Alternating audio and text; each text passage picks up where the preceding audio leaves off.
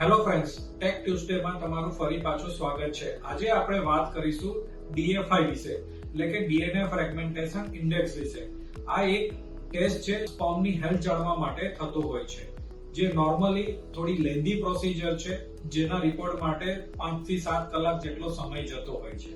જ્યારે આપણી જોડે જે મશીન છે જેનું નામ છે લેન્સુક X12 Pro, જેની મદદથી આ ટેસ્ટ ફુલ્લી ઓટોમેટિક થતો હોય છે, મોર રિલાયબલ થતો હોય છે અને ટૂંક જ ગાળામાં એટલે કે 1 થી 2 કલાકમાં તમને એનો રિપોર્ટ મળી જતો હોય છે.